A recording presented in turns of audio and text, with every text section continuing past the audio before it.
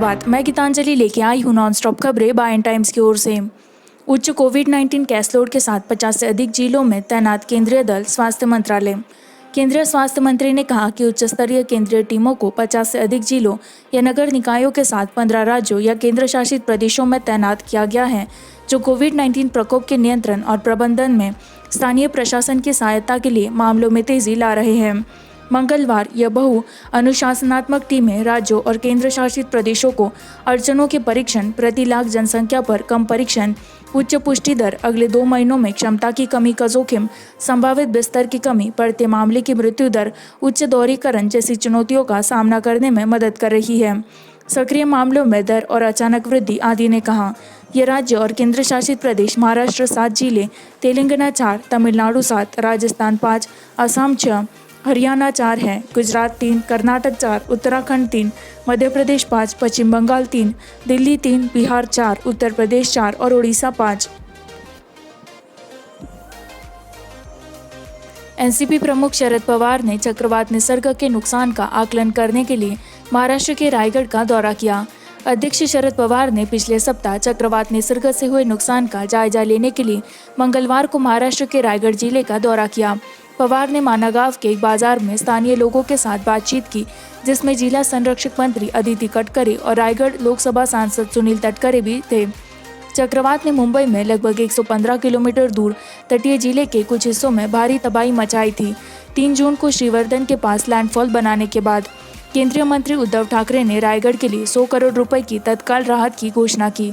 शिवसेना की अगुवाई वाली त्रिपक्षीय महागठबंधन सरकार में एक प्रमुख घटक ने ट्वीट किया कि उन्होंने चक्रवात से हुए नुकसान की समीक्षा के लिए तटीय कोंकण क्षेत्र के अपने दौरे की शुरुआत की।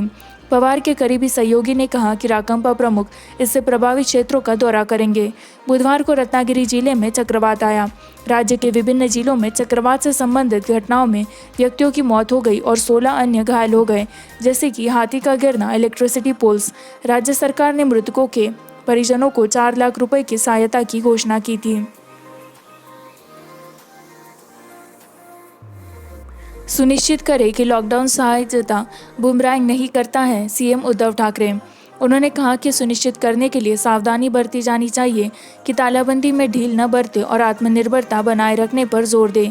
शिवसेना के मुखपत्र सामना के संपादकीय में कहा गया है कि लॉकडाउन प्रतिबंधों में ढील दी गई है क्योंकि कोविड-19 मामले कोई भी नहीं दिखा रहे हैं नीचे जाने का संकेत।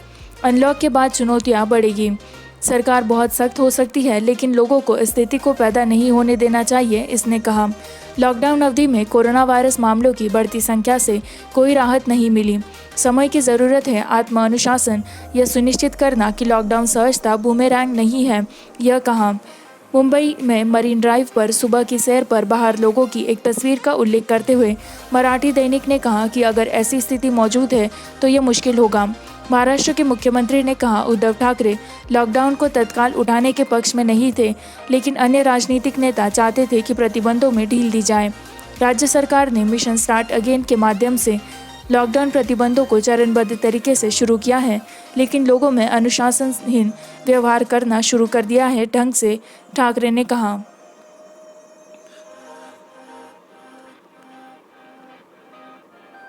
जुलाई अंत तक दिल्ली में 5.5 लाख मामले होंगे, केजरीवाल सरकार। दिल्ली सरकार ने मंगलवार को कहा कि उनका मानना है कि कोरोना वायरस का प्रसार राष्ट्रीय राजधानी में सामुदायिक प्रसारण के खतरनाक चरण में पहुंच गया है, लेकिन केंद्र एक ही दृष्टिकोण का नहीं है।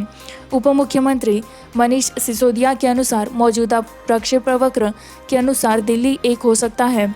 जुलाई के मध्य तक लगभग 2.25 लाख मामलों के साथ देश में सबसे अधिक प्रभावित शहरों में 33,000 बिस्तरों की आवश्यकता है और अगले महीने के अंत तक मामले 5.5 लाख तक जा सकते हैं, जहां 80,000 बिस्तरों की आवश्यकता हो सकती है। सरकार ने कहा कि 15 जून तक लगभग 44,000 मामले होंगे और 66 बिस्तरों की आवश्यकता होगी। बैठक में चर्चा की गई आधिकारिक आंकड़ों के अनुसार जून के अंत तक 1 लाख कोरोना पॉजिटिव मामलों की अस्पतालों में 15,000 बेड की आवश्यकता होगी। हम कह रहे हैं कि दिल्ली में कोरोना वायरस तेज़ी से फैल रहा है। बैठक में मौजूद केंद्र सरकार के अधिकारियों ने कहा, नहीं, यही कारण था कि दिल्ली कैबिनेट ने केवल दिल्ली निवासियों के लिए बेड आरक्षित करने का निर्णय लिया। हमने एलजी से उनके निर्णय पर पुनर्विचार करने के लिए कहा है, लेकिन इनकार कर दिया है। दिल्ली सरकार कोशिश करेगी और आवश्यकता के अनुसार व्यवस्था करेगी, बैठक के बाद सिसोदिया ने कहा।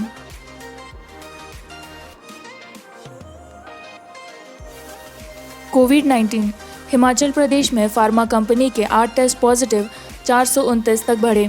हिमाचल प्रदेश में एक फार्मास्यूटिकल कंपनी से जुड़े 8 लोगों ने सीईओ सहित कोविड-19 का परीक्षण किया है, जो पहाड़ी राज्य की कुल संख्या 429 तक ले जा रहे हैं। सूत्रों ने बताया कि उनमें से 7 लोग हिमाचल प्रदेश के कालाअंब में प्रतिदिन यात्रा करते थे, सिरमौर जिले में पड़ोसी राज्य हरियाणा से, जहां वे निवास करते हैं। उनके मालिक, उनके बेटे और पत्नी पंचकूला और यमुनानगर से, कंपनी के सीईओ नरसिंहगढ़ के एक अन्य अधिकारी और सदोरा के 2 अन्य कर्मचारियों से प्रतिदिन मिलेंगे। यह सभी हरियाणा में हैं। सकारात्मक परीक्षण करने वाले 8वें व्यक्ति हिमाचल प्रदेश के सराहन के बाग पशोक गांव के एक युवा है, जिन्होंने इस फार्मा यूनिट में काम किया था। यह पता चला कि हिमाचल प्रदेश के स्वास्थ्य विभाग ने हरियाणा के स्वास्थ्य विभाग के बारे में जानकारी दी है।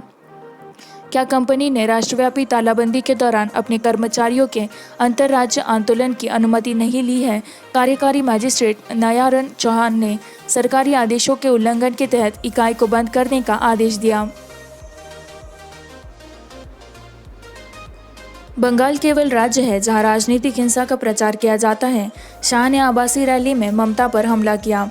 केंद्रीय गृह मंत्री अमित शाह ने मंगलवार को राज्य में राजनीतिक हिंसा की कथित संस्कृति को लेकर पश्चिम बंगाल की मुख्यमंत्री ममता बनर्जी पर हमला किया। उन्होंने कहा कि हालांकि भाजपा टीएमसी शासित राज्य में अपने प्रभाव का विस्तार करना चाहती है, इसका लक्ष्य पश्चिम बंगाल से छुटकारा पाना है। आतंक का माहौल पूरे देश में एकमात्र ऐसा राज्य है जहां राजनीतिक हिंसा की संस्कृति पनप रही है, उन्होंने भाजपा की आभासी जनसंवाद रैली को बताया।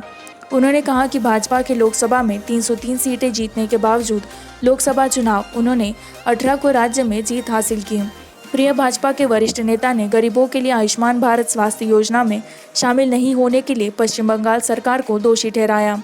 नागरिकता संशोधन अधिनियम पर अपने रुख पर बनर्जी को रोकते हुए शाह ने कहा, बंगाल के लोग उसे राजनीतिक शरणार्थी के रूप में कम कर देंगे, क्योंकि केंद्रीय गृह मंत्री ने उरी और पुलवामा हमलों के बाद नरेंद्र मोदी सरकार की उसके साहसिक कदमों के लिए सराहना की। किसी ने भी एक शब्द नहीं बोला जब सपरंग सत्ता में थी, तब हमारे सैनिकों को घुसपैठ के साथ उकसाया गया था। हमारे सर्जिकल और हवाई हमलों ने एक मजबूत संदेश दिया कि आतंकवाद के प्रति हमारी सहिष्णुता है।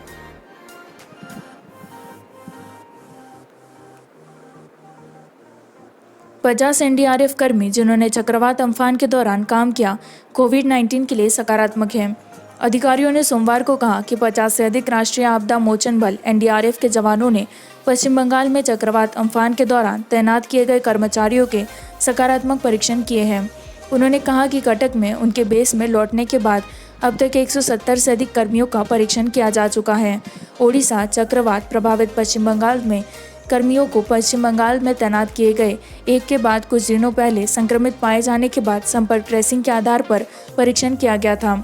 कम से कम 50 कर्मचारी जो चक्रवात अम्फान के लिए तैनात किए गए थे, उनका परीक्षण सकारात्मक था। कोरोना वायरस के लिए अब तक संघीय आकस्मिक बल के एक वरिष्ठ अधिकारी ने कहा, उनमें से सभी एसिम्प्टोमेटिक है, उनके परीक्षण किए जा रहे हैं। उन्होंने कहा कि सकारात्मक पाए जाने पर उन्हें अस्पताल की अलगाव सुविधाओं में भर्ती कराया गया। एनडीआरएफ ने पश्चिम में 19 टीमों को तैनात किया, 20 मई को चक्रवात के दौरान और उसके बाद राहत और बचाव कार्य के लिए बंगाल। प्रत्येक टीम में लगभग 45 कर्मी हैं, जिस दल के पास त्वरित प्रतिक्रिया के लिए देश भर में 12 बटालियन हैं।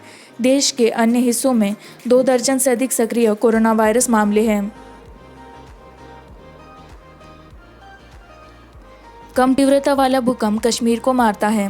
मंगलवार को रिक्टर स्केल पर कश्मीर में तीव्रता वाले भूकंप की तीव्रता कम रही। प्रांतीय प्रशासन के एक अधिकारी ने कहा कि रिक्टर पैमाने पर 3.9 की तीव्रता वाला भूकंप 8:15 पर घाटी में आया।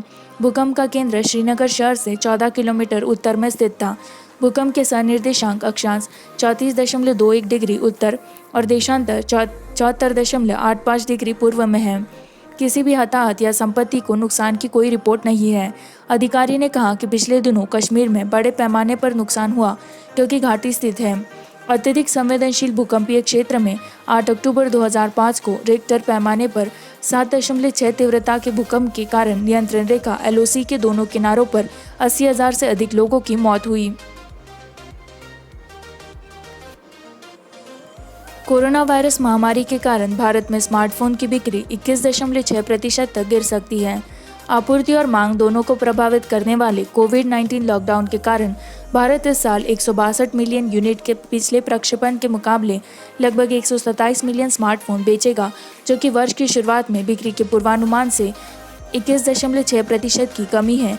एक नई रिपोर्ट मंगलवार को कहा गया। 2019 की तुलना में वास्तविक कमी के संदर्भ में बाजार अनुसंधान फर्म टेक ARC के अनुसार 145 मिलियन स्मार्टफोन की 2020 की बिक्री से यह 12.5% कम होगा। भारत में स्मार्टफोन उद्योग के लिए सबसे खराब अवधि खत्म हो रही है।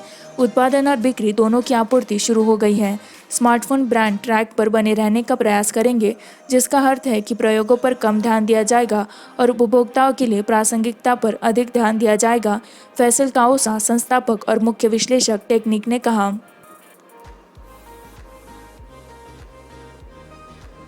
भारत ने 9,987 कोविड-19 सकारात्मक मामलों के एकल दिवसीय स्पाइक दर्ज किए। मृत्यु टोल 7,466। केंद्रीय स्वास्थ्य मंत्रालय के अनुसार मंगलवार को सुबह 8 बजे तक कोविड-19 की वजह से मरने वालों की संख्या बढ़कर 7,466 हो गई और देश में 2,66,598 लोगों की मौत हो गई और 9,987 मामले दर्ज किए गए। डेटा जॉन हॉपकिंस यूनिवर्सिटी के आंकड़ों के अनुसार अमेरिका, ब्राज़ील, रूस और ब्रिटेन के बाद कोविड-19 महामारी द्वारा 5वां सबसे बड़ा देश है। सक्रिय उपन्यास कोरोना वायरस के मामलों की संख्या 1,29,217 है, जबकि 1,29,214 लोगों को बरामद किया है और एक मरीज को पलायन किया है, यह कहा। इस प्रकार 48.47% रोगियों को अब तक बरामद किया है, मंत्रालय ने कहा। पुष्टि किए गए मामलों की कुल संख्या में विदेशी शामिल हैं। मंगलवार सुबह तक 109 में दर्ज 266 नई मौतें महाराष्ट्र में, दिल्ली में 62, गुजरात में 31, तमिलनाडु में 1, हरियाणा में 11, पश्चिम बंगाल में 9, उत्तर प्रदेश में 8, राजस्थान में 6, जम्मू कश्मीर में 4, कर्नाटक में 3, मध्य प्रदेश में 2 लोग हैं और पंजाब, बिहार और केरल में 1-1। कुल 7 में से 466 घातक, 3,169 मौतों के साथ महाराष्ट्र में 1,280 मौतें, 874 के साथ दिल्ली, 414 के साथ मध्य प्रदेश, 405 के साथ पश्चिम बंगाल, 286 में तमिलनाडु, 283 के साथ उत्तर प्रदेश, 246 के साथ राजस्थान और तेलंगाना में 137 मौतें हुई। आंध्र प्रदेश में मरने वालों की संख्या 75, कर्नाटक में 64 और पंजाब में 53 हो गई। सेंसेक्स टैंक 214 अंक, वित्तीय शेयरों में गिरावट। बेंचमार्क सेंसेक्स ने मंगलवार को HDFC बैंक, RIL और ICICI बैंक को भारी नुकसान में 414 अंकों की गिरावट दर्ज की, क्योंकि निवेशकों ने देश में कोविड मामलों की बढ़ती संख्या पर ध्यान केंद्रित किया। एक सकारात्मक नोट पर खुलने के बाद 30 शेयर सूचकांक सभी जल्दी उलट गया। 413.89 अंक या 1.20% 33,956.69 पर कम करने के लिए लाभ। इसी तरह के एक आंदोलन में NSE निफ्टी 120.80 अंक या 1.19% की गिरावट के साथ 10,040.65। ICICI बैंक सेंसेक्स में शीर्ष पर रहा, लगभग 3% की गिरावट। इसके बाद भारतीय Airtel, HDFC bank, Bajaj finance, Kotak bank और एक्सिस बैंक। दूसरी ओर इंडसइंड बैंक, सन फार्मा, M&M और HDFC के लाभार्थियों में से एक थे। विश्लेषकों के अनुसार घरेलू बाजार ने उच्च स्तर पर लाभ बुकिंग के लिए आत्महत्या कर ली, क्योंकि देश में कोविड-19 मामलों की बढ़ती संख्या पर चिंताओं ने आशावाद को मात दी। अर्थव्यवस्था को फिर से खोलना। भारत में संक्रमणों की संख्या 2,66,598 हो गई, जबकि स्वास्थ्य मंत्रालय के अनुसार मरने वालों की संख्या बढ़कर 7,466 हो गई। और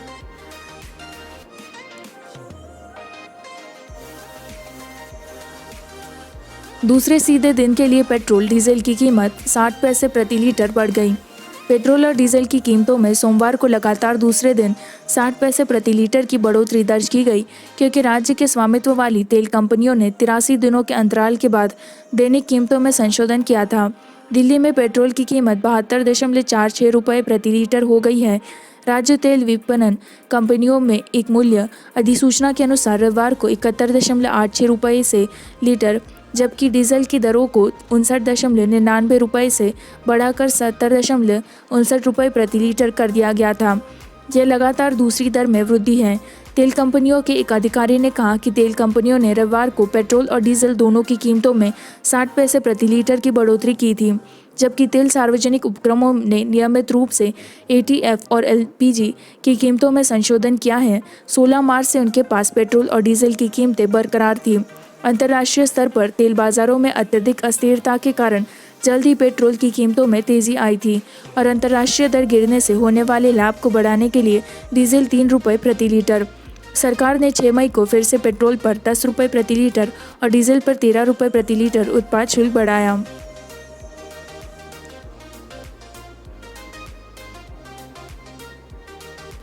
बंगाल चुनाव से पहले बीजेपी के खिलाफ हो जाए, तृणमूल कार्यकर्ताओं को ममता का संदेश। तृणमूल कांग्रेस नेतृत्व ने 2021 में विधानसभा चुनाव से पहले सत्तारूढ़ पार्टी के राजनीतिक प्रभुत्व को सेंध लगाने की पश्चिम बंगाल भाजपा की कोशिश को मुकाबला करने के लिए पूर्ण गला घोटने का फैसला किया है। सभी 294 विधानसभा निर्वाचन क्षेत्रों में 2 मुद्दों के साथ लड़ने के लिए राज्य सरकार की मुस्तैदी दिखाते हुए एक व्यापक अभियान।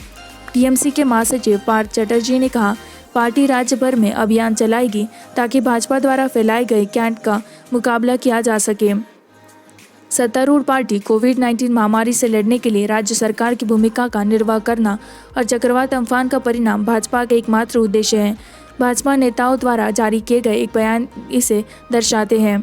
हर दिन वे मुख्यमंत्री ममता बनर्जी पर हमला कर रहे हैं और सोशल मीडिया पर झूठी जानकारी तैयार कर राज्यों के लोगों को गुमराह करने की कोशिश कर रहे हैं। चटर्जी ने कहा, हम इसके खिलाफ पूरी तरह से बाहर जाएंगे।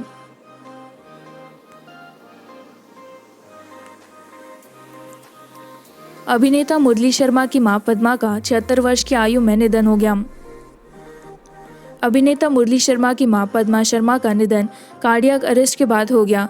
वह 76 वर्ष की थी। पारिवारिक सूत्रों के अनुसार शर्मा ने रविवार को अपने मुंबई स्थित आवास पर अंतिम सांस ली।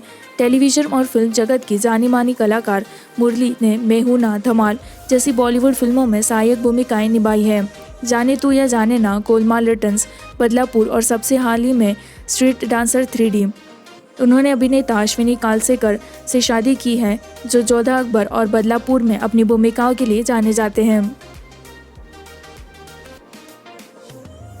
इसी के साथ मैं संवाददाता गीतांजलि आपसे विदा लेती हूँ। इसी तरह की नॉनस्टॉप खबरों को जारी रखने के लिए बाइंग टाइम्स हिंदी को लाइक करें, सब्सक्राइब करें, शेयर करें।